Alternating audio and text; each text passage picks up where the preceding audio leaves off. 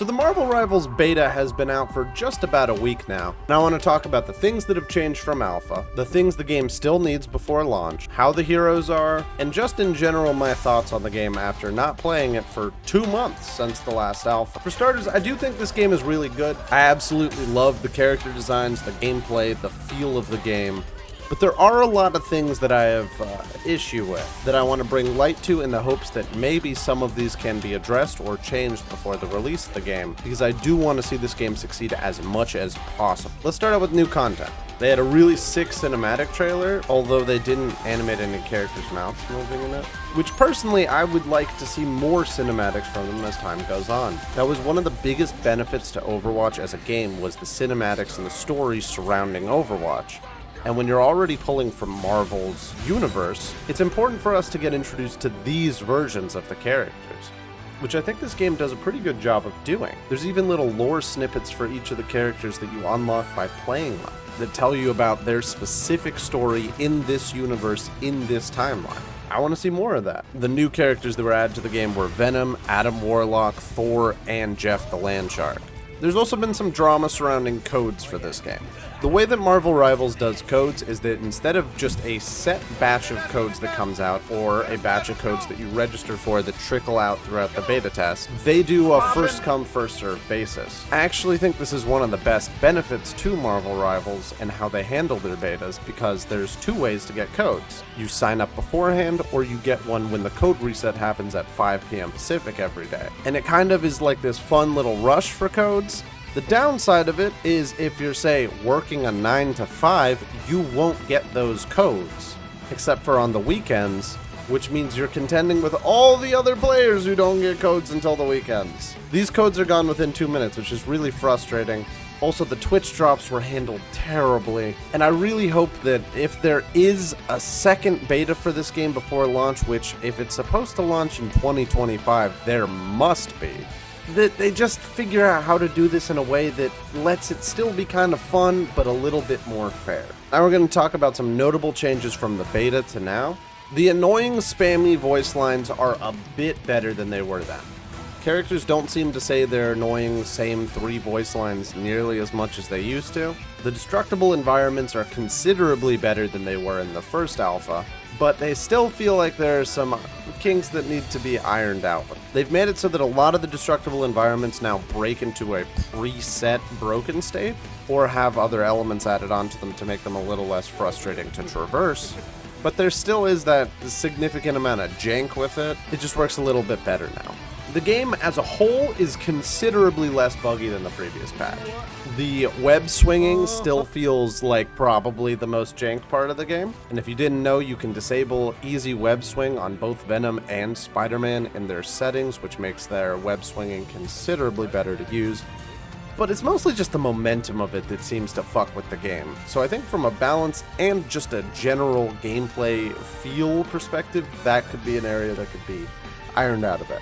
Wall climbing and wall running feels a little bit better, but it still feels pretty clunky. You have to actively think about it. There's still a lot of terrain that gets in the way and really messes up your movement.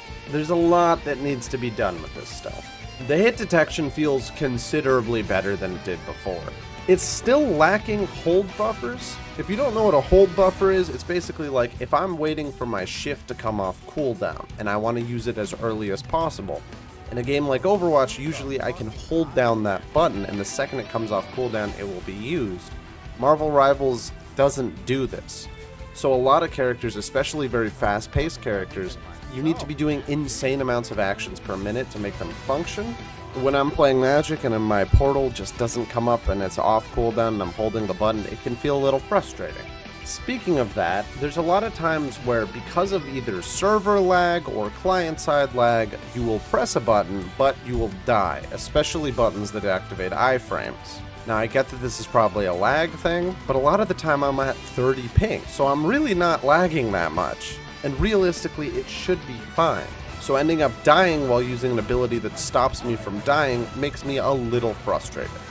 I will say that as a whole, the game is considerably less laggy than it used to be, both in performance and in the server side.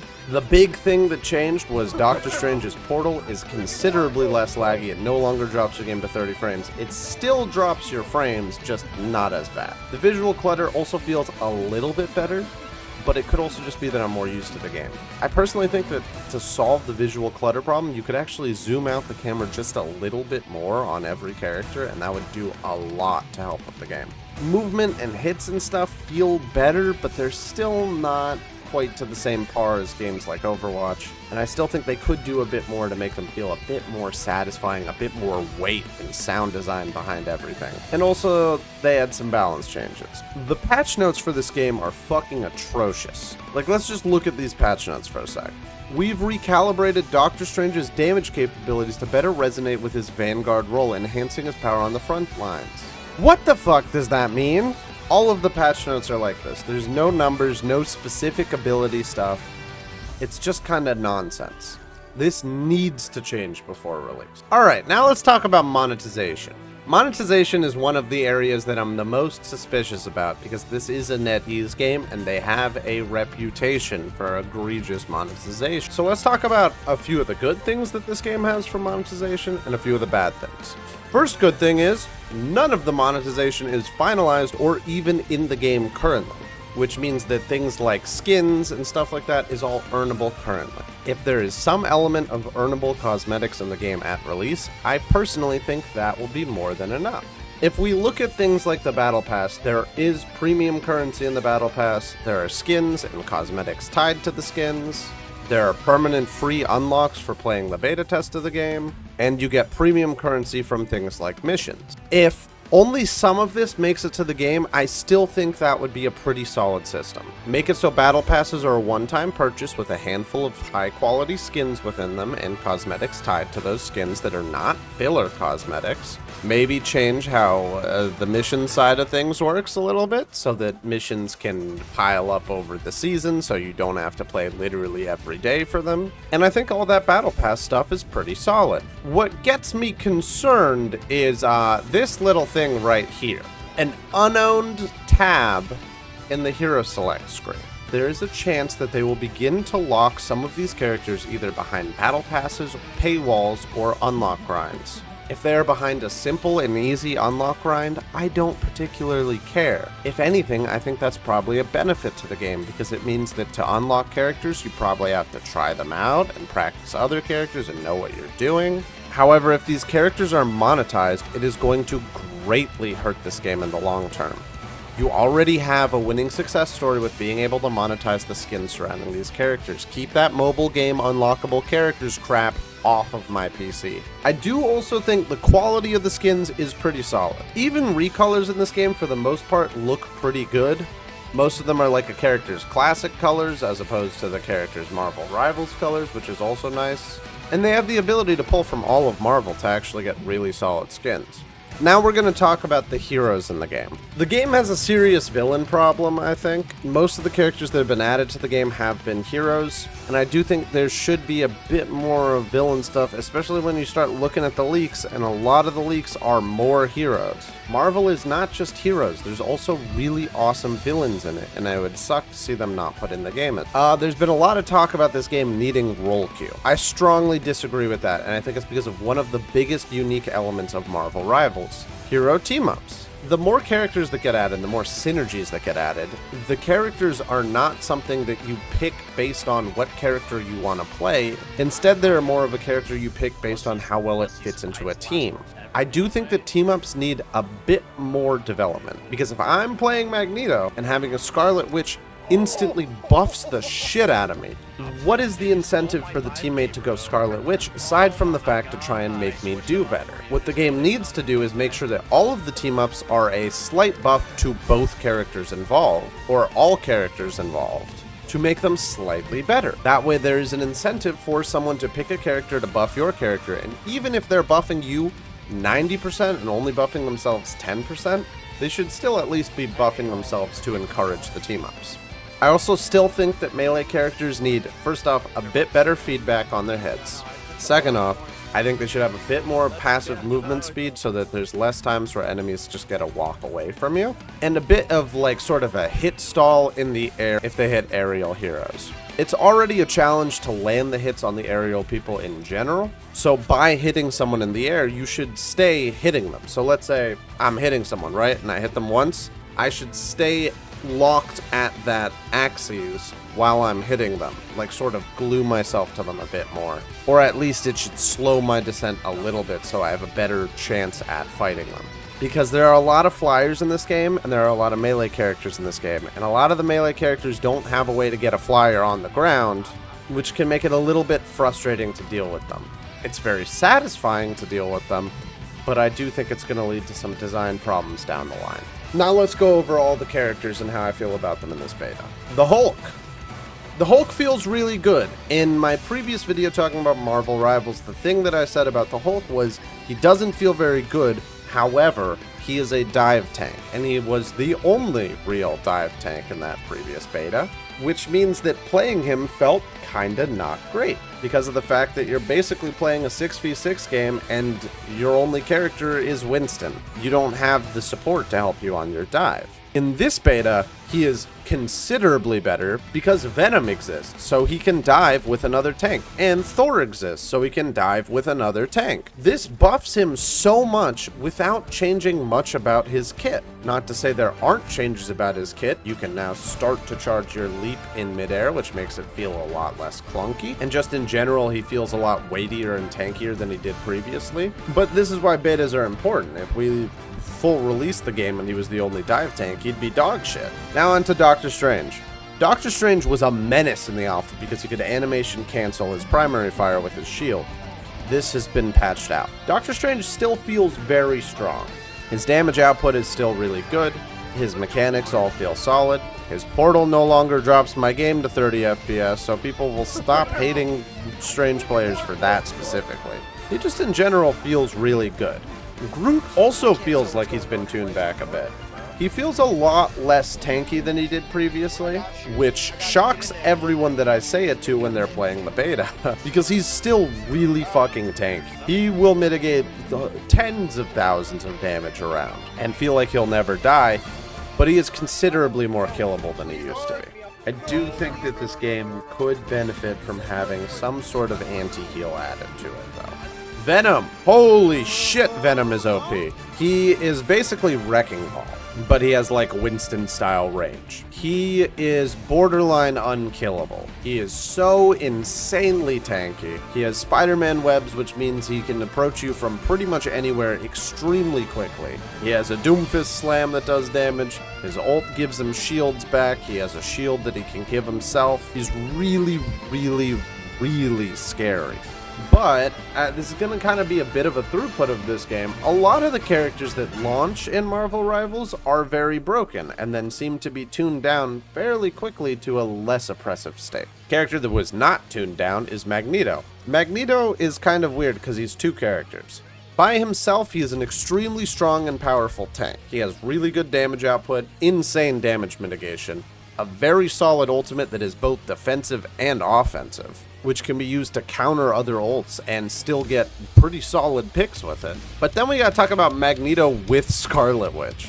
Magneto with Scarlet Witch is broken. The sword that he gets does so much damage, has such a massive hitbox, and like two shots everything. I play a ton of Magneto, and I'm confident in saying he is one of the best tanks in the game. He is insanely strong. His sustain is crazy, his damage output is crazy, and he seriously needs some rebalancing. Also, he still can't fly. He has the ability to glide down, but no way to get up unless you ult. I don't know, personally, I think Magneto should be able to, maybe hover a little bit or fly a little bit. Do something, I don't know. Give him the ability to fly and take some power away from his damage output. Much more healthy tank, in my opinion. Also nerf his sustain. Next up we have Thor. Thor is going to be a little bit of a shakier one because he just launched yesterday at the time of recording.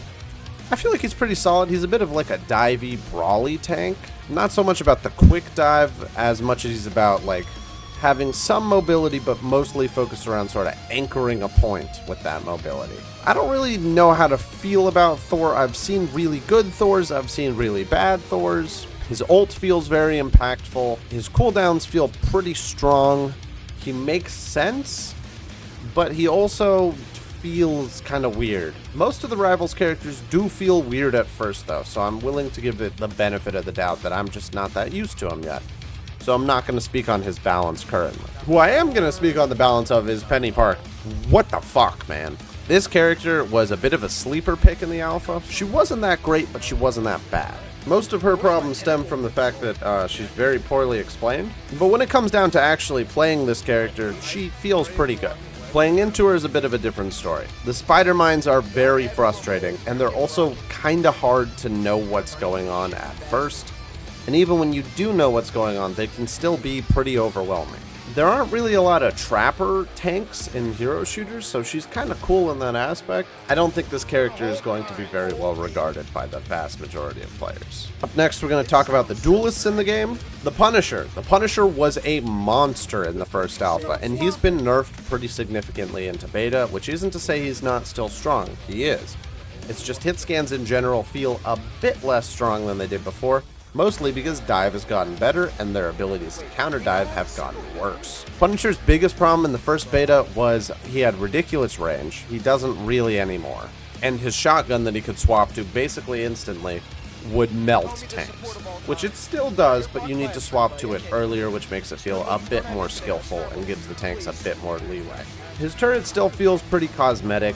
Same thing with his grenade. Sometimes they can be really good, but most of the time you're just shooting. And his ultimate still feels ridiculously strong, but that's the case with pretty much every DPS and most characters in general in this game. Storm! Storm is really hard to judge. She just got a synergy with Thor, which makes her considerably better than she was previously, but it's hard to tell if she's good or terrible even with that team up. Without the team up, she's pretty bad. I have seen Storm a lot more often, and I have seen good Storms more often, but she still feels like a lot of the flyers, like she's really just not that great. I could be missing something on her team up, it could be a synergy or something we haven't seen yet that makes her really strong, but currently she does feel a bit weak. Hela is still really, really, really good, but she's less good than she was in Alpha 1. It feels like you get dinked or 2-tapped by her less than you used to, but I could just be playing against bad Helas. I am currently in like the top 3% of Rivals players, so I feel like I'd be running into most of the good Helas or competent ones now. And she still is pretty common, but she just doesn't feel quite as oppressive as she used to. Her ult still feels really, really strong. Same thing with all these characters. Black Panther. Black Panther is fucking insane. All of his abilities feel way more polished and consistent. The desync bugs seem to mostly be gone, and this might be one of my new mains. Holy shit, he is insane. I honestly think people are so sleeping on this character. He's so insanely good. You need to start playing him now. Like, oh my god, he feels amazing to play. Magic.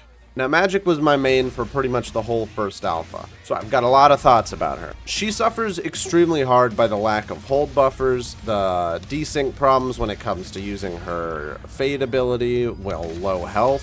A lot of times you will press it, it will activate on your screen, and then you will die.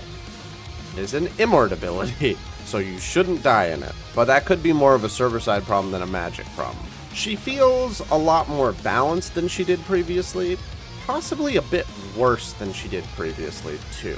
I don't know if the meta's just not really serving Magic quite as well, or there are more answers to her, or if I'm just washed. Any of those things could be true, but she feels a lot harder to play and a lot more team-dependent than she did previously. Magic and Black Panther's team-up synergy is like one of the few instances where the team-ups have actually considerably gotten better between Alpha and Beta. And I think this should be the template for all team-ups in the future, because previously it was Magic could create a portal Black Panther could use. Now it is Magic and Black Panther can both create portals that either one of them can use. So both of them get buffed by being played in a synergy. This should be the case with all of the synergies. There should be at least some buff on both sides, because it encourages the team-up. Iron Man. Iron Man still feels pretty ass, to be so honest. I rarely ever see an Iron Man absolutely dominate a lobby. I see them do okay, but I feel like a lot of the flyers in this game, hit scan is still scary, and even though hit scan is scary, a lot of the melee characters have answers to flyers that aren't half bad. Spider-Man in particular is kind of a threat to Iron Man because he can stall himself in the air with his double jump, he can get to Iron Man with his web zip, he can use his uppercuts to stay in the air and stay on Iron Man, and he has ranged attacks. Black Panther and Magic, not quite as much characters like Hulk. If they get Iron Man with their jump, he's dead. But all these characters are genuine threats to flyers, even though they should be countered by them. And I feel like Iron Man just doesn't really feel that strong. Spider-Man feels a lot better. It feels like they tuned a lot of stuff with his web swinging. It could also just be that I'm getting more used to it. It still feels a little bit buggy. I think that both Venom and Spider-Man could benefit from having a bit less momentum initially with the swing and a bit more momentum with the zip. So like when you're... Because it does feel a little bit frustrating to fight Spider-Man, and it also can be a bit frustrating to swing on Spider-Man and Venom because you go really, really fast and it feels like the game is lacking in control a little bit. I'm not saying a massive tweak, but I do think the momentum should build with the swing as opposed to be consistent the whole time. Scarlet Witch. I feel like Scarlet Witch got nerfed again, which I don't know how to feel about. I never personally thought Scarlet Witch was that strong even at her strongest in the alpha, and it feels like they did basically exactly what I said in my previous video about how to tune her down.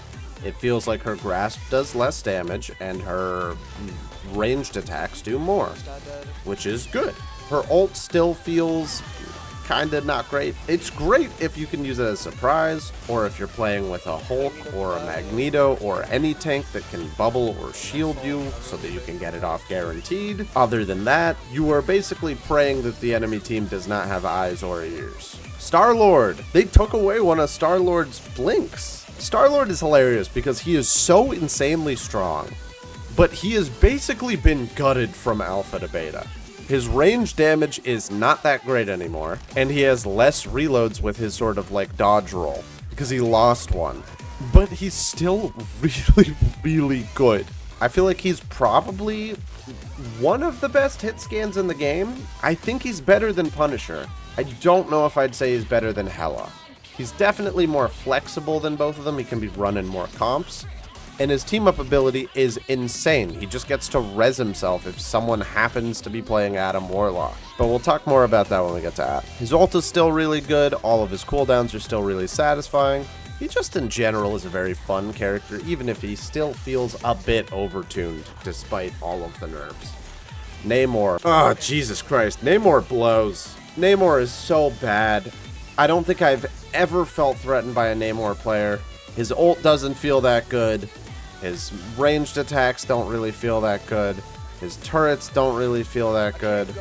I mean, I'm probably going to end up playing Namor for like the first significant time in this beta to get content for this. And if my mind changes on him, I will come back and edit this out. So if you're hearing this right now, it didn't change. Namor still sucked. I'll cue it over to post-edit Tasty to fill in the rest of that. Post-edit Tasty here. Namor is fucking boring, but he doesn't suck quite as much as I said. And then let's move on to the supports, and we'll wrap it up with what the game needs before release. Loki feels a lot less oppressive than he did previously, but I still am not a huge fan of his immort abilities. I also don't like the fact that Loki just gets someone's ult when he copies them. I wish it was more like Echo, where he had to build the ult with their kit at a much quicker rate. He still feels pretty strong. He still destroys the entire map's destructible environments by accident, but he doesn't feel nearly as oppressive as he was in the previous alpha. Post-edit Tasty here again. Mantis is fucking insane. Previously I was saying that she was kind of boring, but then I actually went and played her, and oh my god, this character is awesome. Sick-ass kit, lots of fun buffs, debuffs. She's a damage boost character, but all of her heals are over time, and she has like a resource management system. Her sleep is like an arc now. Her ult is like Lucio beat now.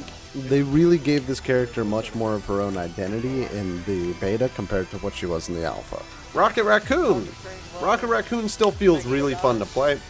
I'm actually a huge fan of playing Rocket. And it's funny because when the alpha launched, people were really infuriated by Rocket's res beacon. Now it is by far like one of the weaker support abilities in the game. because Adam Warlock is all resurrects all the time, and it's infuriating. So Rocket's still pretty fun, definitely an enjoyable character. Good damage output, good healing. I still love how this game handles AoE healing with Rocket Raccoon's orbs. How they slow down means you have to like plan your bounces with them like a Moira orb. Or play around the fact that if you're low, they're not going to heal the guy across the map, which adds a lot of cool risk-reward.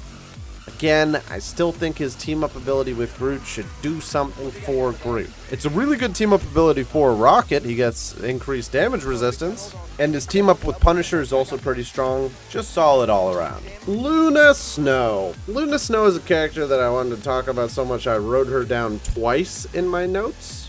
Both of which for the fact that her ult is still insane. Luna Snow's ult is basically Zen Trance, but it lasts 12 seconds. That is too long for this ult to last. Now, technically, yes, you can still kill through it because it's basically Zen Trance. You can even sometimes kill Luna through it, but you basically need a one-shot to be able to do that, and the only one-shots in the game are ultimates.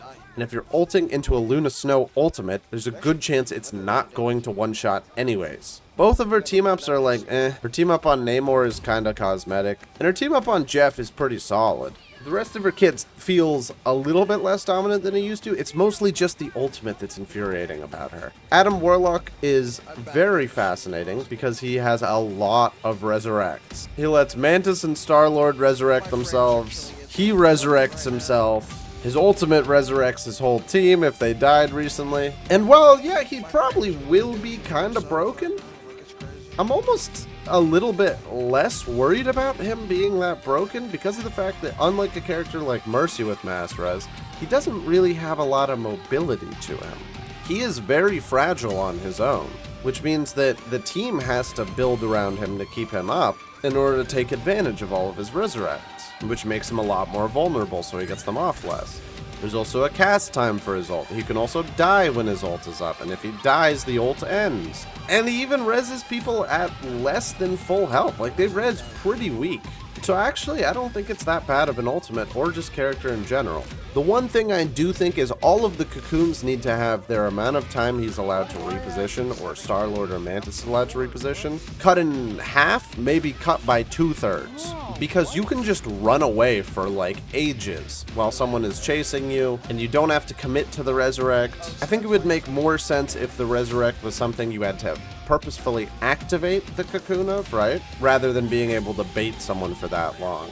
It feels frustrating. And finally, for our last character, we have Jeff the Land Shark.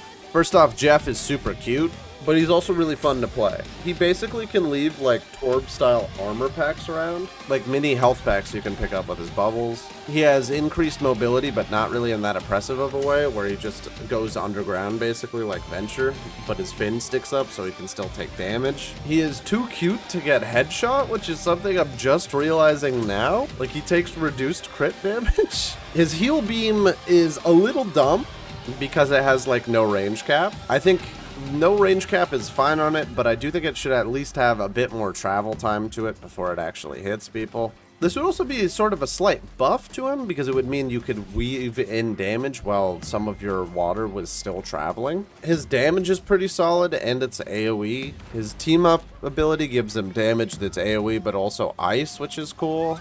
His team-up with Groot is kinda ass. It's the same as Rocket's. But Jeff, unlike Rocket, doesn't really have an incentive to be that close to someone.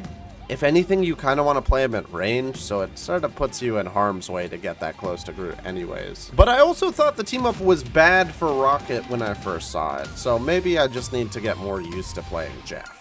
His ultimate is hilarious. He basically can eat an entire group of people, and it eats teammates and enemies. So the enemies that it eats take damage over time, and the allies that it eats get healing over time. Jeff is the only person visible on the map, basically. You can use this to like try and throw enemies off the map, or try and throw your teammates off the map. You can also use this in overtime to just win the game, because you ate all the enemy team off the point, and then you just walk away and they're basically Jeff 9. And finally, we get to things that need to change before launch. Better optimization, making sure that heroes are not paywalled in any way. Possibly zoom out the camera a tiny bit to help with the visual clutter of the game. The game still needs a health regen system, you know, like a passive, like an Overwatch that lets you regen a little bit of health. I think it would go a long way into making the game feel a little bit less frustrating. Team-up abilities need to go both ways, not just for one character to be buffed while the other character has to pick around them. Adding the ability to mantle stuff like climb over small objects would be nice. A bit more development to the area destruction systems would be great. It needs to have more maps, especially maps in new settings. I think the 4 maps the game has are fine, but we need at least 4 new maps and at least 2 new settings for the game to continue to feel fresh. I also think the game could benefit from maybe having some modes that aren't just Overwatch modes. Maybe have some unique modes that really make Marvel Rivals stand out on its own. The terrible patch notes need to be changed. Hire an actual person to do patch notes. Put in numbers, release them regularly, and tell us what you changed. The game is still not ready for launch. I think it's very close. I think 4 to 6 months max would probably be all this game needs. But I think if it can get down some of these little things, as well as some of the bigger things, like adding more villains and maps and settings and new game modes, making sure the monetization isn't too predatory, I think this game is on track to be really solid. Actually, correction, this game already is really solid. It's on track to become amazing if they can get these down. Basically, every single person I know who has played this game has said that they liked it, and before they played it, they thought it would be ass. So that should go to tell you how good of a game we're already working with. People predisposed to dislike this game are still liking it. It just needs to get a few more things ironed out, a bit more content, and it's ready for launch. And when that game launches, you better believe I will be playing the crap out of it.